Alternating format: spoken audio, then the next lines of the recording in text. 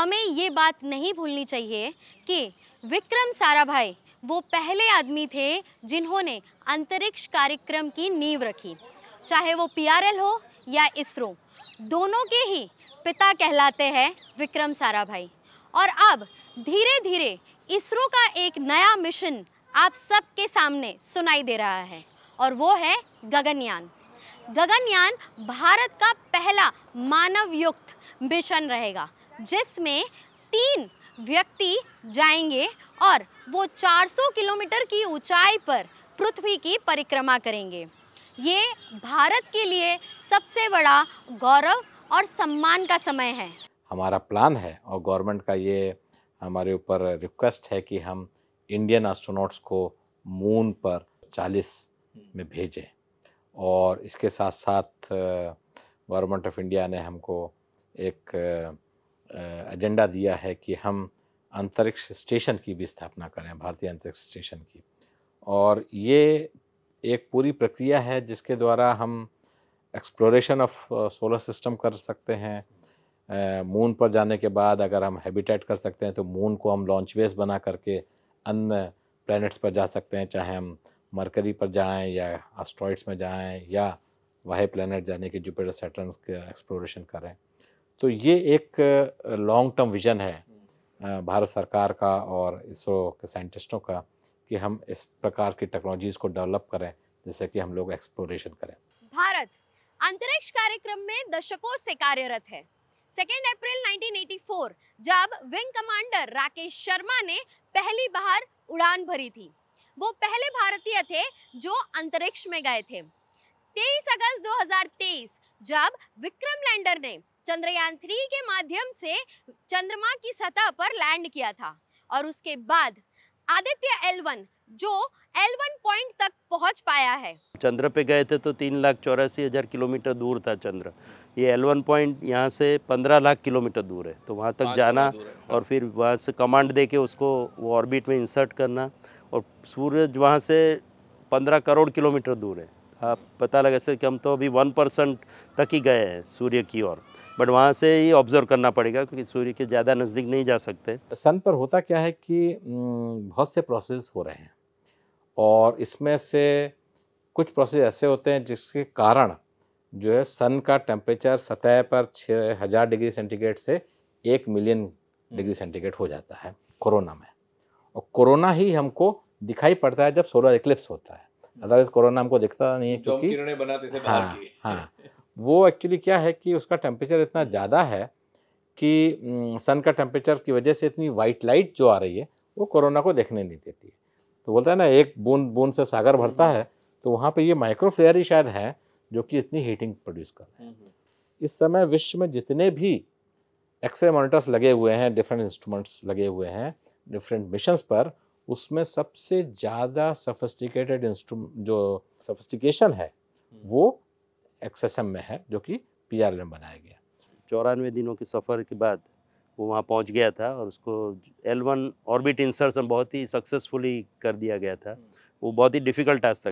तो वहाँ पे ये ऑर्बिट में अच्छी तरह से आदित्य प्रस्थापित हो चुका है। और ये पॉइंट की विशेषता है कि जो पृथ्वी है, ये जो सैटेलाइट है हमारा आदित्य L1 और सूर्य है, तीनों एक साथ घूमते हैं, तो हमको कंटिन्यूस कवरेज मिलता है सूर्य का। तो सूर्य पे जो भी हो रहा है उसका हर एक क्षण की माहिती हमको मिल रही है अलग अलग सेंसर्स के द्वारा, अलग अलग इंस्ट्रूमेंट के द्वारा। तो लगभग 7 इंस्ट्रूमेंट हमने वहाँ पे लगाए हैं, जिसमें 4 रिमोट सेंसिंग इंस्ट्रूमेंट है और 3 इन सीटू जो L1 पॉइंट के आजू बाजू वहाँ जो हो रहा है उसका परीक्षण करते हैं और बाकी 4 सूर्य की ओर देखते हैं और सूर्य के बारे में हमको बता सकते, जिसमें सॉफ्ट एक्सरे, हार्ड एक्सरे, अलग प्रकार के जो इंस्ट्रूमेंट है, वेलसी जो हमारा एक इम्पॉर्टेंट इंस्ट्रूमेंट है, उसका भी कैलिब्रेशन चल रहा है। आदित्य L1 मिशन जो है वो मल्टी वेवलेंथ ऑब्जर्वेटरी है, जिसमें कि हम visible, ultraviolet, soft and hard X rays और इसके साथ साथ चार्ज पार्टिकल का मेजरमेंट भी कर रहे हैं।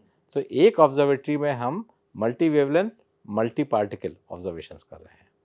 और इसका फ़ायदा क्या होता है कि अब जो सन से हमारे फोटॉन्स आ रहे हैं वो तो right from gamma rays to radio wavelength है, तो एटलीस्ट एक part of the spectrum right from X rays to visible तो हम मेजर कर रहे हैं। इसके साथ साथ हम जो प्लाज्मा आ रहा है उसका भी मेजरमेंट कर रहे हैं। जो कि अन्य मिशनों में नहीं होता है।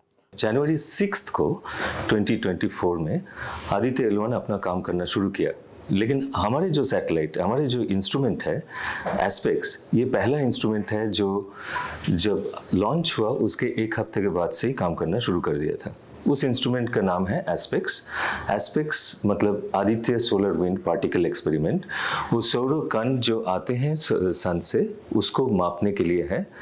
इसका खासियत ये है दैट इसका 3 खासियत है। एक तो लो एनर्जी, कम एनर्जी वाला पार्टिकल को मेजर कर सकता है, एंड उसके साथ साथ ये हाई एनर्जी पार्टिकल भी मेजर कर सकता है। इसके पास चारों तरफ से, चारों दिशा से जो पार्टिकल आ रही है उसको मापने की क्षमता है। और तीसरी ये है दैट इसमें जो सोलर विंड में जो 2 मेजर पार्टिकल्स है, जैसे प्रोटॉन्स है, अल्फा पार्टिकल है, उसको अलग अलग करके मापने की ताकत है आदित्य L1 एस्पेक्स पेलोड में। तो आदित्य L1 में एक इंस्ट्रूमेंट है जिसका नाम है VLC, visible line emission coronagraph, यानी कि आप सन की लाइट को ब्लॉक कर दीजिए तो आपको चारों तरफ जो कोरोना है उसकी प्रॉपर्टीज़ के बारे में पता लगेगा। लेकिन ये कोरोना ये बताता है कि टेम्परेचर बहुत ज़्यादा है, लेकिन ये नहीं बताता कि उसमें हो क्या रहा है। तो जो हमारा इंस्ट्रूमेंट था XSM, उसने ये बताया कि सन पर जब ये एक्टिविटीज़ 11 साल में कम या ज़्यादा होती हैं, जिसको हम सोलर साइकिल बोलते हैं, तो deepest minimum of the last century, जो कि करीब 2016, 17, 18 के आसपास की थी, उसमें भी वहाँ पर सोलर फ्लेयर हो रहे हैं सन पे। जबकि हमको दिखता है कि सूर्य बहुत शांत है उस समय पे, लेकिन छोटे छोटे माइक्रो फ्लेयर्स हो रहे थे, नैनो फ्लेयर्स हो रहे थे। वो हमारे इंस्ट्रूमेंट के द्वारा इसलिए बताया जा सका क्योंकि उसकी सेंसिटिविटी सबसे ज़्यादा है, और इसी के कारण हम ये पता सके कि वहाँ पर माइक्रो फ्लेयर्स, जिनको हम बोलते हैं सब A क्लास फ्लेयर्स हैं, वो हो रहे हैं। एक धारणा है कि शायद ये जो छोटे छोटे फ्लेयर होते हैं जो दिखते नहीं हैं हमको, वही जो है 1 मिलियन के डिग्री केल्विन टेम्परेचर दे रहे हैं। तो इस प्रकार की नवीन जानकारी हमको चंद्रयान 2 के ऑर्बिटर के इंस्ट्रूमेंट XSM से मिली। और इसके साथ साथ हमको ये भी पता लगा कि ये जब फ्लेयर्स छोटे वाले होते हैं तो ये क्या एक्टिव रीजन्स में होते हैं या फ्लेयरिंग के समय पे ही होते हैं या ऐसे ही होते रहते हैं। तो इसके प्रकार की जो जानकारियाँ मिली हैं, इससे हमको ये पता लगा कि सन पर हर समय फ्लेयर होते रहते हैं, चाहे सोलर मैक्सिमा हो चाहे मिनिमा। यानी कि जो टेम्परेचर है कोरोना का 1 मिलियन, वो बना ही रहेगा क्योंकि फ्लेयर तो हो ही रहे हैं, हमको नहीं दिखते थे, अब हमको पता लग गया कि वहाँ होते हैं। ओके, तो ये एक हाइपोथेसिस है कि टेम्परेचर इतना ज़्यादा क्यों होता है, क्योंकि फ्लेयर होते हैं। सूरज की तरफ का हमारा पहला मिशन था आदित्य L1, जो आज भी हमें अलग अलग तरीके से आंकड़े दे रहा है। और वो कैसे दे रहा है? तो आधुनिक उपकरणों के माध्यम से। इसी के साथ साथ हमें ये भी पता चला है कि सूरज पर भी तूफान उठते हैं, जिसे कहा जाता है सौर्य तूफान। और इसी के साथ साथ इस पर अलग अलग विषयों पर चर्चा की जा रही है, रिसर्च किया जा रहा है। बट इवेंचुअली हम क्यों कर रहे हैं सर? क्योंकि इससे वजह से हम ये मॉडल ये जानना चाहते हैं कि कब हमको ज़्यादा क्षति पहुंचेगी। सूरज की जो स्टॉर्म्स हैं, सोलर स्टॉर्म्स बोलते हैं, दैट कैन बी ह्यूज। हम अर्थ तो हम कुछ प्रिवेंट नहीं कर सकते, because earth radius is 100 times smaller than that sun's radius. So if something is coming from the sun to earth, we can only protect ourselves. We can't prevent things because and the scale तो बहुत ज़्यादा है उसका। तो space technology जो है वो pervasive हो चुकी है हमारी लाइफ में, और उसको बनाए रखने के लिए बहुत ज़रूरी है कि हम उसको अफेक्ट करने वाली प्रोसेसेस की भी स्टडी करें। इसीलिए एक मिशन है हमारा दिशा मिशन, जो कि इंडिया का या इसरो का मिशन है, और हम उस तरीके से ये पता कर पाएंगे कि आगे भविष्य में जो किस प्रकार की प्रक्रिया हो रही हैं होंगी, उनको हम कैसे मिटिगेट कर सकें। सुबह और शाम में खांसी ज्यादा आती है। जिसको अस्थमा की प्रॉब्लम है, सुबह और शाम में खांसी क्यों ज्यादा आती है? क्योंकि बाउंड्री लेयर बहुत सैलो होती है और atmospheric particle density per unit volume बहुत ज्यादा हो जाती है। सुबह में थोड़ा कम होती है क्योंकि सुबह में एटमॉस्फेयर थोड़ा क्लीन होता है, लेकिन शाम को आप देखिए कितनी बाउंड्री लेयर सैलो है और पूरा एटमॉस्फेयर भरा हुआ है। आप दिल्ली की बात लीजिए, दिल्ली जाड़ों में क्यों गैस चैम्बर बन जाती है? जाड़ों में जो बाउंड्री लेयर दिल्ली के ऊपर है वो कभी भी 500-700 मीटर के ऊपर नहीं जाती है, और पोल्यूटेंट्स बहुत सारे बढ़ जाते हैं। तो पोल्यूटेंट्स की डेंसिटी जो है पर यूनिट वॉल्यूम वो दिल्ली में बहुत हो जाती है, इसीलिए वहां पे वायु की जो एयर क्वालिटी इंडेक्स जो है, वायु की गुणवत्ता बहुत खराब हो जाती है। तो खाली पोल्यूटेंट बढ़ना ही जिम्मेवार नहीं है, बाउंड्री लेयर का सैलो होना भी जिम्मेवार है, जो कि एक नेचुरल प्रोसेस है जिसको हम नहीं कंट्रोल कर सकते। तो हम केवल नंबर ऑफ पोल्यूटेंट्स को घटा सकते हैं। एरोसोल्स चाहिए और मॉइस्चर चाहिए कि क्लाउड्स बने, और क्लाउड्स बनेंगे तो रेन होगा। नेचुरल है, क्लाउड्स कहाँ जाएंगे, कहीं ना कहीं तो गिरेंगे, कहीं ना कहीं तो बरसेंगे अगर बन गए तो। लेकिन अगर आप पास इतने सारे सीसीएंस बन गए कि ह्यूमिडिटी इतनी ज़्यादा नहीं है, मॉइस्चर इतना ज़्यादा नहीं है, तो क्लाउड्स ग्रो ही नहीं करेंगे तो रेन नहीं होगा।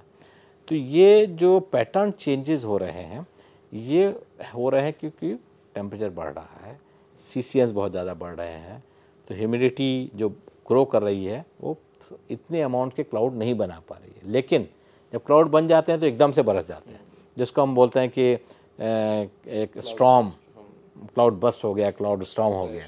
तो ये जो प्रक्रियाएं हैं ये सब एक दूसरे से लिंक्ड हैं, और इसका प्रभाव हम सबको देखने को मिल रहा है अपने जीवन में।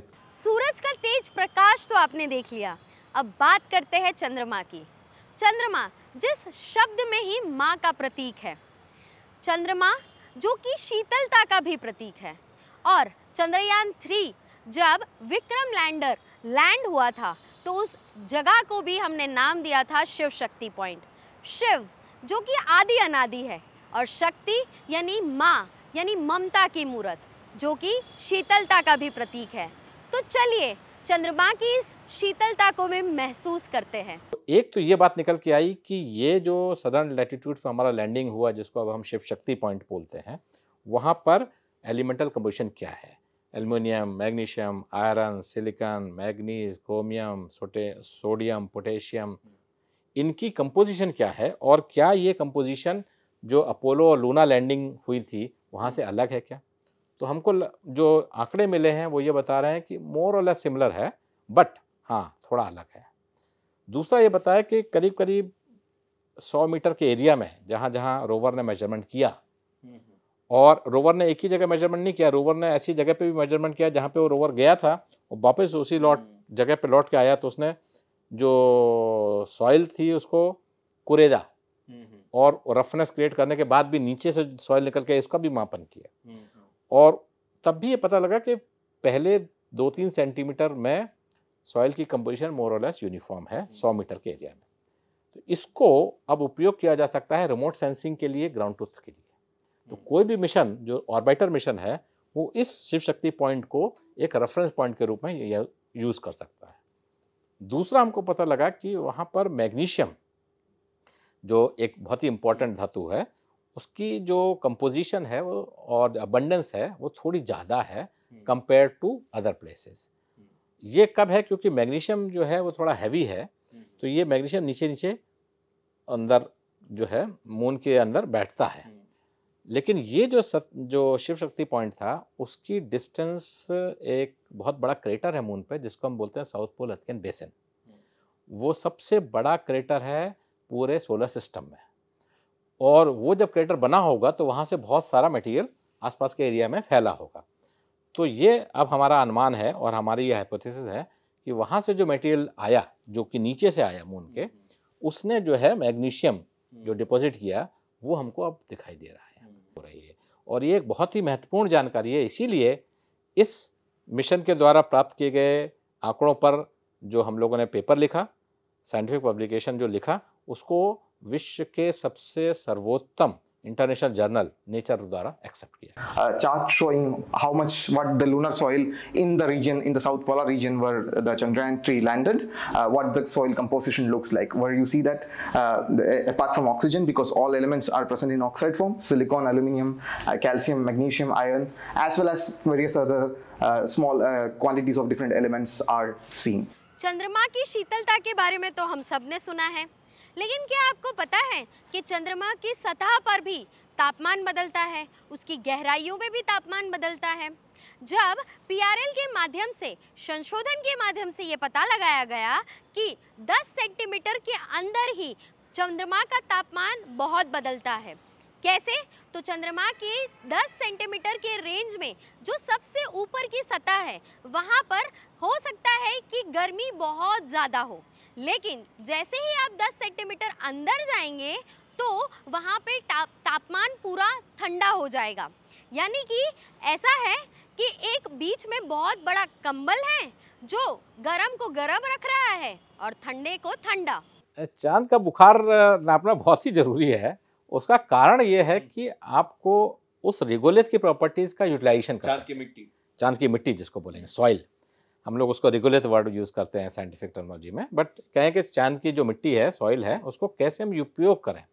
अब हमको ये पता लग गया कि जो टॉप लेयर है वो हाईली नॉन कंडक्टिंग है, तो कल को अगर हमको वहाँ पर मकान बनाने पड़े हैबिटेट के लिए, मानव के रहने के लिए, जिसका कि काफ़ी संभावना है, कुछ दशकों में शायद ऐसा हो पाएगा, तब वो घर ऑटोमेटिकली जो है इस प्रकार के बनेंगे जहाँ पर कि हीट बाहर से अंदर नहीं आएगी या अंदर की हीट बाहर नहीं जाएगी। तो मतलब कह सकते हैं कि थर्मल ब्लैंकेट, जैसे जाड़े में हम लोग ब्लैंकेट या रजाई लेके सोते हैं क्योंकि हमारी हीट बाहर ना जाए, हमको ठंड ना लगे, तो उस प्रकार का उपयोग जो है किया जा सकता है। सनलिट रीजन जहाँ पे सूर्य की किरणें सीधी पड़ती हैं और पोलर रीजन जहाँ पर बिल्कुल स्लांटिंग सूर्य की किरणें पड़ती हैं, उसमें टेम्परेचर डिफरेंस ऑलमोस्ट 200 से 300 डिग्री सेंटीग्रेड का होता है। तो यानी कि सूर्य का जहाँ पे डायरेक्ट सूर्य किरणें पड़ रही हैं वहाँ टेम्परेचर करीब 400 केल्विन, और जहाँ पर सूर्य की किरणें नहीं पड़ती वहाँ पे 50 केल्विन। तो आप देखिए 300 केल्विन से ऊपर का टेम्परेचर वेरिएबिलिटी होता है। ये तो बात करें आप सतह की। अगर आप अंदर जाएं तो जो चास्ते एक्सपेरिमेंट था जो कि चंद्रयान 3 लैंडर पर लगा हुआ था, मैं आपको ये लैंडर का एक दिखाता हूँ कि ये जो कंबाइंड कंपोजिट है, इसमें ये पार्ट प्रोपल्शन मॉड्यूल का है और ये लैंडर का है। इस लैंडर ने वहाँ पर मून पे जाकर लैंड किया, और इस साइड में हमारा एक ये देखिए ये एक्सपेरिमेंट था जिसको हम कहते हैं चास्ते, और ये चास्ते जो है ऐसे करके एंड में डिप्लॉय करके मून की सतह पर 10 सेंटीमीटर के अंदर दूरी तक गया, और वहाँ पर इसने 10 डिफरेंट जगह पर, डिफरेंट हाइट्स पर इसने टेम्परेचर का मापन किया, और इसने बताया कि 10 सेंटीमीटर के अंदर ही करीब 50 डिग्री का टेम्परेचर डिफरेंस आ रहा है। अच्छा, तो आप ये समझ लीजिए कि चंद्रमा की जो सतह है वो almost non conducting. Alpha particle X ray spectrometer, इसमें चंद्रमा की सतह से एक्सरेज डिटेक्ट करने के लिए एक साथ में हमको रेडिएशन सोर्स लेके जाना पड़ता है। तो ये हमने ये स्पेसिफिकली ऐसा डिज़ाइन किया था। यहाँ पे आप देख सकते कि ये जो 6 जगह है उसके अंदर हम ये क्यूरियम 244 का नाम का जो एक रेडियो एक्टिव एलिमेंट होता है वो सोर्स यहाँ पे रखते हैं। इम्पॉर्टेंट चीज़ कि वो उसका इंटेंसिटी बहुत ज़्यादा है, तो मतलब कभी कभी वो रेडियो एक्टिविटी, जैसे आप सबको पता है कि थोड़ा सा हैजार्डस होता है, तो ये काफ़ी ज़्यादा इंटेंस रेडियो एक्टिविटी है। तो उसके लिए हम लोगों ने काफ़ी इलाबोरेट अरेंजमेंट किए हैं कि जैसे हम प्रयोग लेबोरेटरी में करेंगे, उसका टेस्ट करेंगे, या इवन लॉन्च टाइम पे हम कैसे उसको सेव कर सकते हैं, तो इसके लिए एक अलग से हमने पूरा सिस्टम बनाया था। और ये पार्ट वो हमने पहले से डिज़ाइन ऐसे किया था कि वो एकदम लास्ट मोमेंट पे, जैसे ही वो रोवर चंद्रयान 3 के लैंडर के अंदर बंद होने वाला है, उससे पहले सबसे लास्ट एक्टिविटी जो था लॉन्च से ऑलमोस्ट 10 दिन पहले हमने ये उसे वो पार्ट वहाँ पे जाके लगाया था। ये हम लोगों का जो एक्सपेरिमेंट था उसका ये मेन उद्देश्य था कि हम ये पता करें कि हीट जो है सतह से अंदर कैसे जाती है, और उसका तरीका है कि अगर हम डिफरेंट हाइट्स पर टेम्परेचर को मेजर करें। और क्योंकि हम लोग को ये थोड़ा तो आभास था पहले मिशनों के द्वारा कि मून की सतह जो है वो बहुत नॉन कंडक्टिंग है, बट वो नॉन कंडक्टिंग कितनी कंडक्टिंग हीट करती है इसका पता नहीं था हमको। तो ये जो मिशन था चंद्रयान 3, इसने पहली बार ये बताया कि कितनी नॉन कंडक्टिंग है, और दूसरा इसमें एक 8 सेंटीमीटर की दूरी पर अंदर एक हीटर लगा हुआ था, और उस हीटर को हमने ऑन करके ये पता किया कि वहाँ पर कंडक्टिविटी कितनी है, actual measurement of conductivity 8 centimetre depth पर। और इससे ये पता लगा कि रियली मून का जो सरफेस है वो हाईली नॉन कंडक्टिंग है और थर्मल कंडक्टिविटी बहुत ही लो है। पहले 10 सेंटीमीटर का मापन किसी ने आज तक नहीं किया है। जो अपोलो मेजरमेंट्स हुए थे वो सीधा 1-2 मीटर अंदर चले गए, और उनका इंटरेस्ट था कि हम जो टेम्परेचर है नीचे वहाँ जाके देखें कि कितना टेम्परेचर है। तो वो तो ड्रिलिंग मशीन लेके गए ह्यूमंस लैंडिंग के बाद, और उन्होंने उसमें ड्रिल करके 1 मीटर 2 मीटर 3 मीटर की दूरी पर टेम्परेचर मेजर किया। लेकिन हमने क्या किया कि पहले 10 सेंटीमीटर में डिफरेंट हाइट्स पर क्या टेम्परेचर है उसको पहली बार नापा है। दूसरा, जो ये मेजरमेंट हो रहा है ये सदर्न पोलर रीजन में हुआ है जहाँ पर अभी तक लैंडिंग ही नहीं हुई। तो हम लोगों को ये पता ही नहीं है कि वहाँ पर किस प्रकार की वेरिएबिलिटीज़ होंगी, किस प्रकार का टेम्परेचर डिस्ट्रीब्यूशन होगा। और क्योंकि यह हमारा मिशन एक लूनर डे का था, क्योंकि एक लूनर डे 14 अर्थ दिवसीय दिन का होता है, तो हमने करीब करीब 12-13 दिन तक ये पता लगाया कि टेम्परेचर कैसे चेंज होता है जब सन जो है उस जगह पर एक दिन में एक छोर से ईस्ट से वेस्ट जाता है। तो ये जो जानकारियां हैं ये बिल्कुल नवीन जानकारियां हैं जिसके बारे में अभी तक हमको नहीं पता है। आधार का जो भी डेटा है अगर वो सरकार के पास सुरक्षित रखना है तो उसके लिए क्वांटम कम्युनिकेशन बहुत ज़रूरी है, ताकि जो डेटा है वो उस इंसान तक रह सके और सिर्फ सरकार तक पहुंच सके, ताकि बीच में कोई भी हैकर उसे हैक ना कर सके और उसका गलत उपयोग ना कर सके। और इस पर पूरा इंक्रिप्शन की बनाया गया है PRL के माध्यम से। इसी के साथ साथ जो quantum mission government of India ने दिया है, नेशनल क्वांटम मिशन, उसमें PRL का काफ़ी योगदान होने वाला है, क्योंकि PRL में क्वांटम कंप्यूटेशन या क्वांटम कम्युनिकेशन के ऊपर काफ़ी काम होता रहा है। और करीब करीब लास्ट 1 दशक से PRL में क्वांटम कम्युनिकेशन, QKD यानी कि क्वांटम की डिस्ट्रीब्यूशन, सिंगल फोटोन सोर्सेज को बनाना जिसको कि हम हैक ना कर सके, सिग्नल्स को इस प्रकार को प्रोड्यूस करना, उसके ऊपर कार्य होता रहा है। और हम लोगों ने PRL में करीब करीब 200 metre free space quantum communication करके दिखाया हुआ है। इसी के साथ हमने ये भी दिखाया है कि क्या हम फ्री स्पेस क्वांटम कम्युनिकेशन के साथ साथ फाइबर ऑप्टिक्स के संग इसको लिंक करके क्वांटम की डिस्ट्रीब्यूशन को भेज सकते हैं।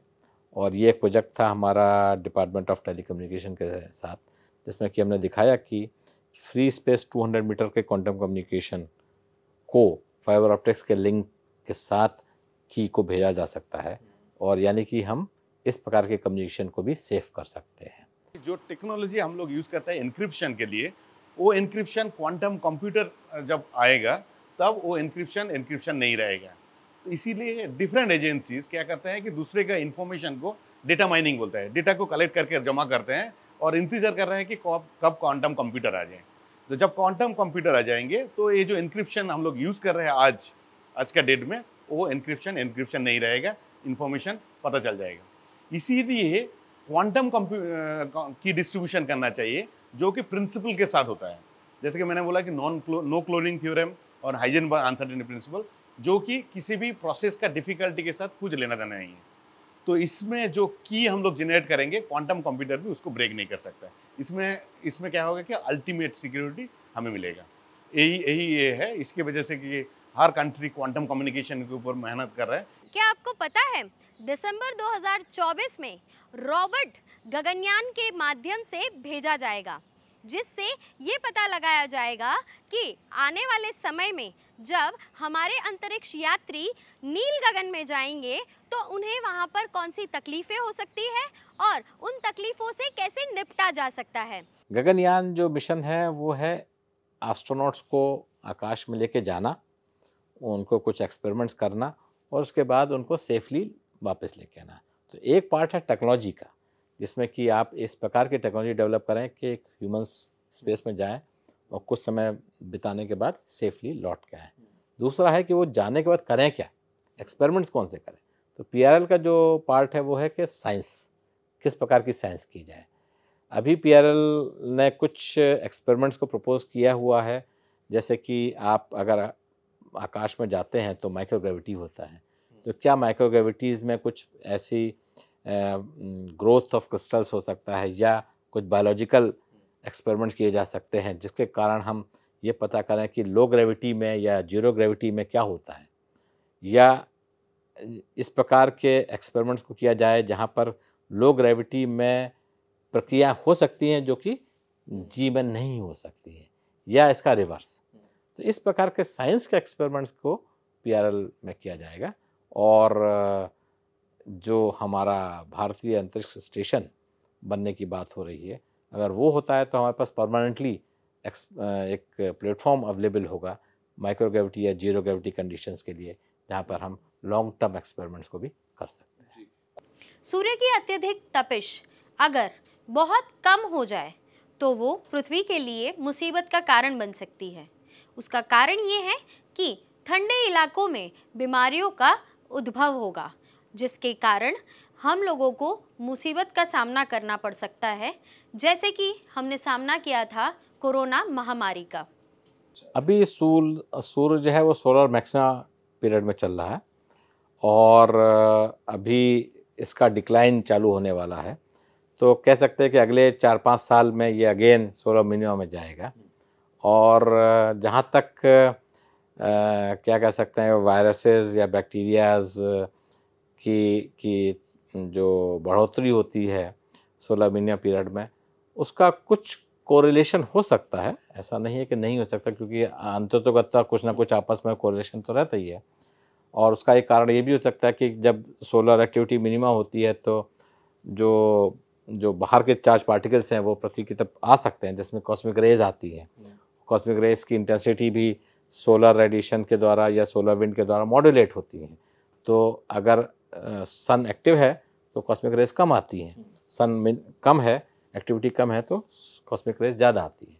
तो उसकी वजह से कुछ कोरिलेशंस हो सकते हैं, जिसके कारण जो है इस प्रकार का हमको एक कोरिलेशन मिलता है कि डिसीजेज या वायरसेस या बैक्टीरिया ज़्यादा होते हैं जब सोलर मिनिमा होता है कंपेयर टू सोलर मैक्सिमा। सूरज गंभीर बीमारियों के सामने हमारी रक्षा करता है, लेकिन अगर सूरज की तपिश कम हो जाए तो उन्हीं बीमारियों से हमें लड़ना भी पड़ता है। तो इसका हल क्या है?